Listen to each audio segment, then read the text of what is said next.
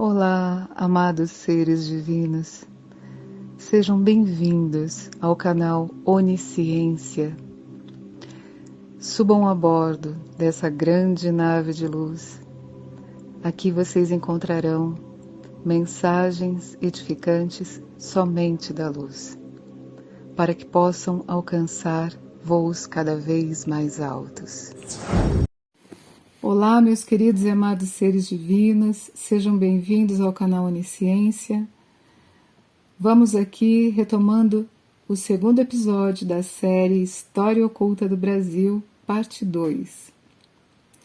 Gostaríamos aqui novamente de agradecer a todos vocês que deixaram seus comentários, suas energias, nos incentivando a prosseguirmos para falar um pouquinho mais sobre esse assunto tão importante para cada um de nós brasileiros. A história de nosso grande tesouro, que é a nossa pátria, nosso berço planetário. Sejam bem-vindos e fiquem à vontade. Dando prosseguimento ao segundo episódio, voltando um pouquinho, nós vamos nos deparar com um momento da história de afundamento e de quando afundam os continentes, as terras na Atlântida, houveram grandes dilúvios, cataclismas, surgiram novas terras, submergiram, e esse movimento se deu várias vezes, em vários momentos da humanidade, com espaços de milhões de anos entre cada um. Não foi um movimento apenas como muitos pensam, um afundamento somente na Atlântida. A Atlântida, naquele momento, nós temos, revendo um pouquinho do vídeo passado, mas recomendo que para quem não assistiu ao primeiro episódio, volte e assista para ter um maior entendimento do conteúdo na totalidade, uma maior compreensão.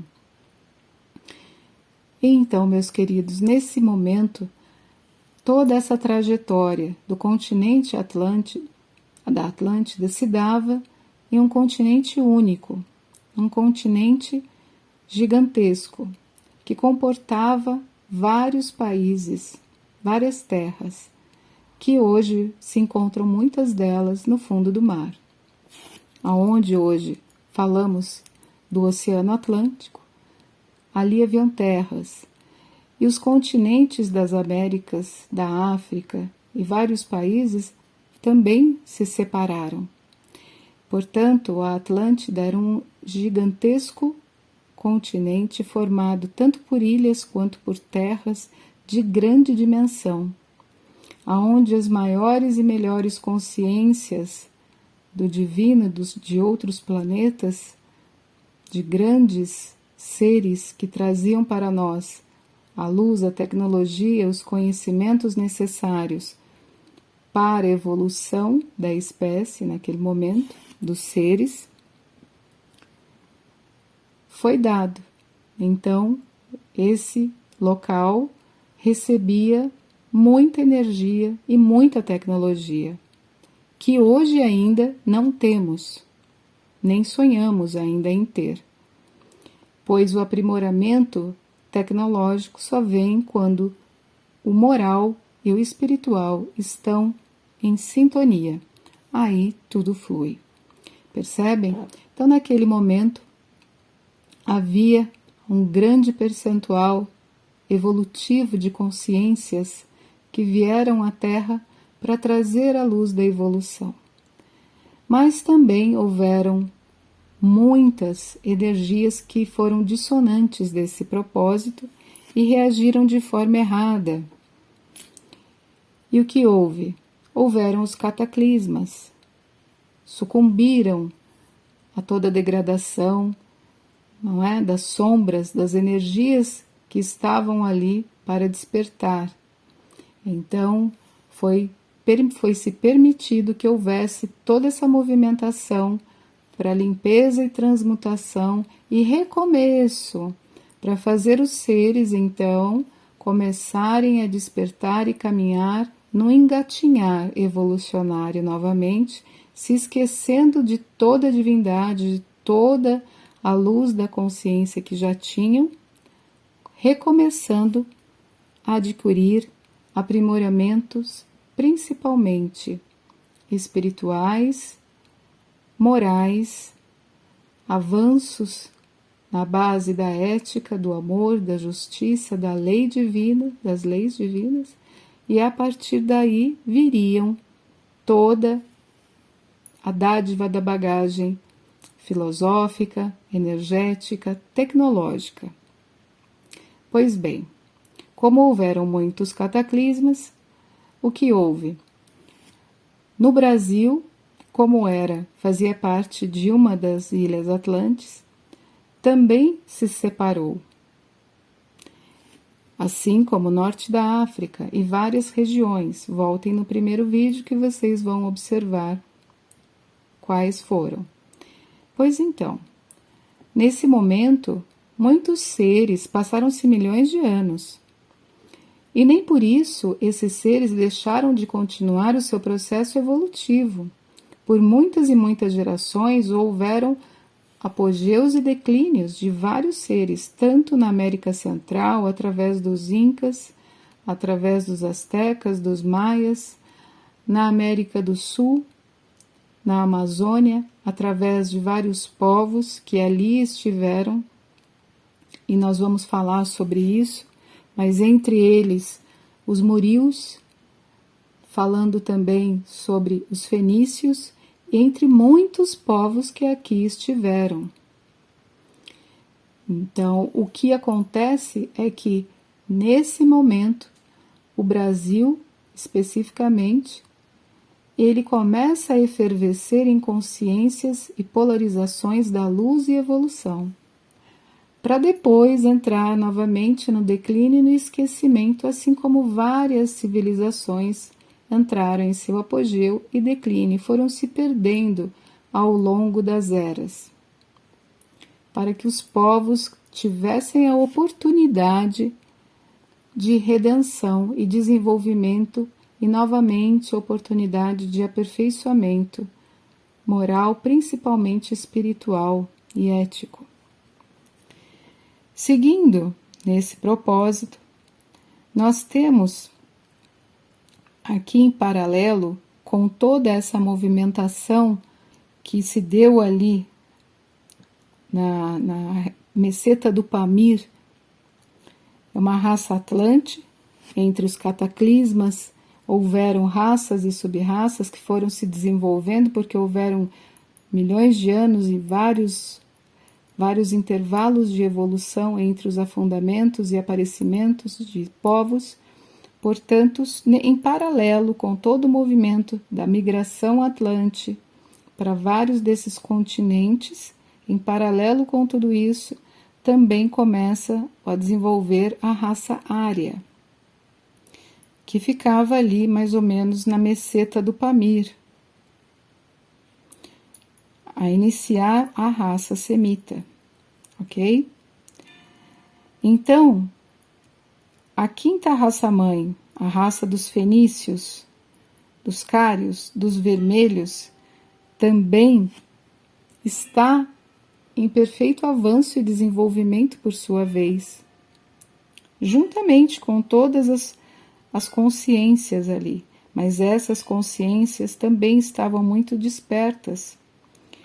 Falando sobre os fenícios, eles eram excelentes navegadores, vinham de berço atlante e se estabeleceram onde hoje nós chamamos de Líbano, Tiro e Sidom, ok? Nesse momento, aconteciam várias incursões para explorar novas terras no nosso planeta, pois lembrando que esses seres teriam uma tecnologia muito avançada para sua época, excelentes instrumentos de exploração e navegação e construção, não é? Então, eles navegavam, tinham trajetos para medição, eles navegavam constantemente por todo o globo. Falamos dos fenícios, nós não podemos deixar, me desculpem, nós não podemos deixar de falar sobre um escritor chamado Bernardo Azevedo da Silva Ramos e de Vitor Manuel Adrião. Então, nas pesquisas aqui sobre esse assunto, nós recomendamos que cada um faça a sua busca, se quiser saber mais sobre o assunto, e pesquisem sobre esses escritores, pois nesses escritos eles falam muito sobre provas que recolheram ao longo de todo um trabalho, de toda uma vida em prol da pesquisa que haviam feito sobre os fenícios no Brasil. O Brasil, aqui, falando sobre arqueologia, é um dos países que mais é limitada a pesquisa sobre fatos e artefatos arqueológicos.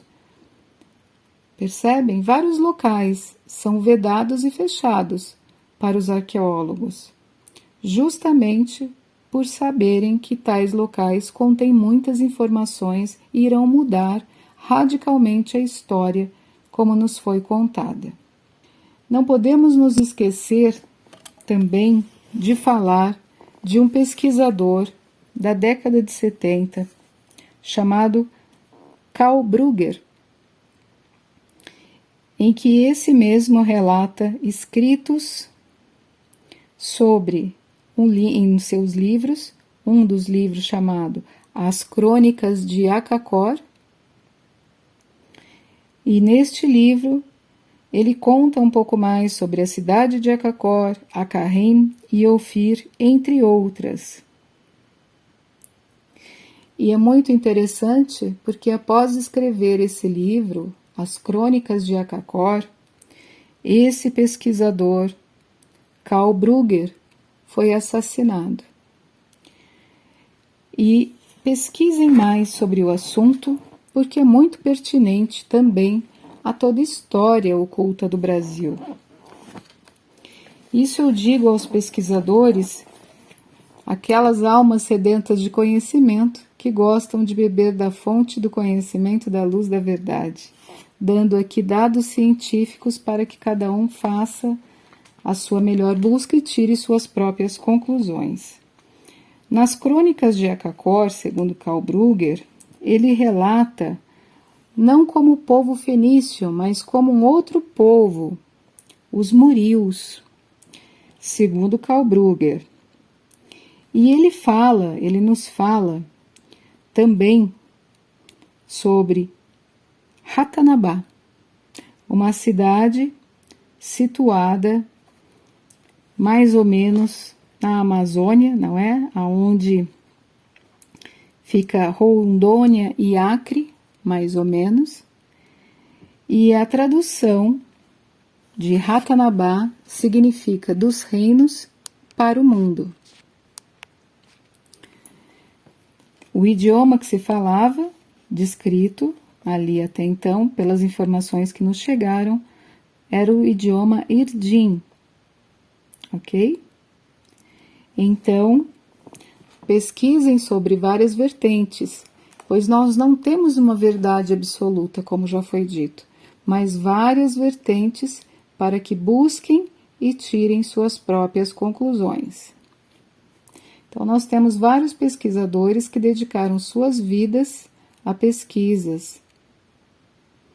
E também a pesquisadores que desapareceram por completo, levando as incursões e seus acompanhantes, as pessoas que estavam com ele, inclusive seu filho, né?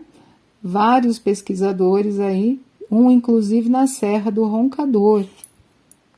Esse pesquisador e historiador, Coronel Percy Harrison Fawcett, com seu filho e os pesquisadores na sua incursão, desapareceram misteriosamente na Serra do Roncador, em busca das cidades perdidas de Agartha, de Shambhala, enfim, e nunca mais se teve notícias.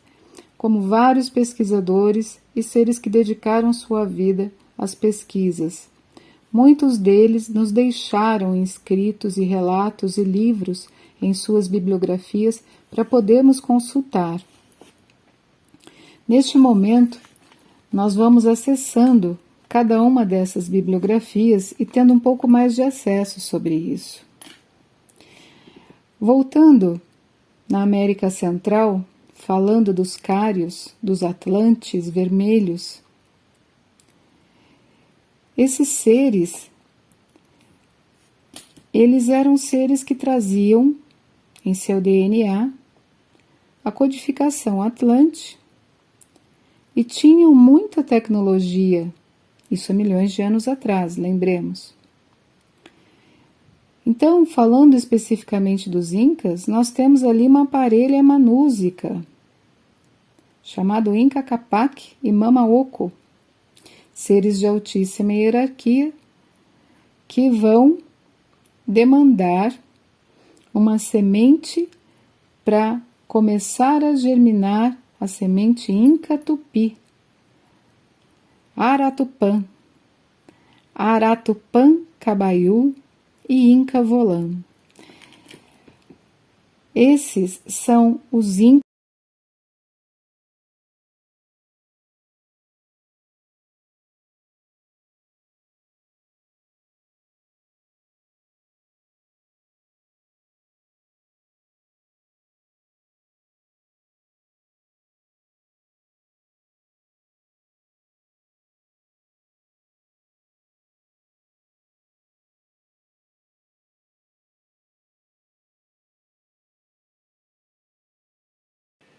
com muito carinho, muito amor, paz e luz a todos.